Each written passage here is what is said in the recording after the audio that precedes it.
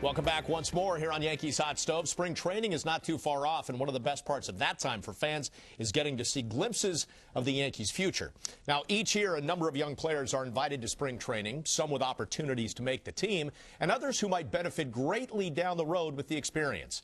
A few of the team's top prospects have been working in Tampa already, and Kim Jones recently talked with 3 of them, along with the Yankees' Director of Player Development, Pat Roessler. Pat, as you sit here, for the Yankees to be considered to have such a strong and deep farm system, how much pride do you take in that? Well, I think we all take a lot of pride in it. You know, it's a lot of different sources. Ownership, given our international and our amateur scouts financial backing to sign good players. Our scouts who do tireless work finding good players and have signed good players for us. And a lot of our coaches that have spent hours and hours trying to refine those skills. And I think we all take pride in seeing the Brett Gardners and the Robbie Canoes and the Phil Hugheses get to the big leagues, and I think we got a bunch more on the way. I strongly believe that I'm competing for the starting job.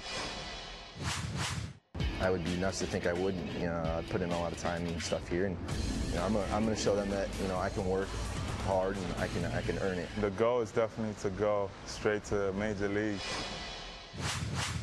or to finish there. I mean, that's definitely been my dreams ever since I got drafted in '06, and that's definitely what I'm working towards this year. That's the dream everyone wants. They want to be able to do something that they love for a living, and they get to do it every day. Sometimes it probably gets hard, sometimes it's long, but overall picture, they're living their life doing what they want to do. Austin, we all know the Yankees signed Russell Martin. We all know Jorge's still there, even if it's mostly as a DH. What if the final major league spot comes down to you and Jesus Montero? Yeah, I think it's going to. I think that's what it's going to come down to. And like I said, if I show them the hard work that I put in every single day, and I bust my butt every day, I'm going to make it hard for them not to give it to me. I'm going to make it hard for them to send me down, and that's all I can do. When you've talked about a couple of these prospects, you've used the word dream, and we all know potential is not always fulfilled.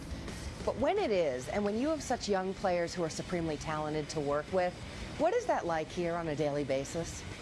Well, it's exciting. I mean, it makes it fun to go to work, that you've got guys that in 2, 3, 4 years down the line are going to be playing in New York and playing on TV, and then they look back and they think about all the hard work they did in the minor leagues and where they came from. It's a grind. The minor leagues, it's a grind, and we see that goal at the end that keeps us driving every day. I think everybody needs everything they have to make it to where they want to go, and everybody wants to make it to the big leagues. And I think having 5 tools is just that much more of a reason to have you there. So I like it. It's some of the tools still need to be developed. I know I have them, so it's just something at work. Hopefully that'll turn into what it needs to be to get to the big leagues. Do you take anything from CeCe, who's also a tall man? He's bigger than you are, but height-wise, you would connect with him pretty well. That's a guy I always looked up to, and the last week of the season, he was there 5 hours before game time, when the starting pitchers usually there 2 hours before game time. So just seeing that from him, and him being the leader there for the staff, is definitely amazing how they go about their business. You've been around Jorge a lot. Is it his work ethic that maybe has struck you the most when you look at the way Posada goes about his job? It really has. It was really an eye-opener. I didn't really know what I was supposed to expect, and then I went in there and I saw that. I saw what it took, and 15 years down the road, he's still working like that, and it really made me realize what I need to do to get there and stay there. We have a lot of players in our system that are going to play in the big leagues, and if everything goes right for them, we're going to have a whole bunch of them playing the big leagues, and hopefully for us. I had a coach a couple years ago, and he told me, envision yourself walking out of the tunnel, see yourself walking up to the plate, so it's not a surprise when you get there.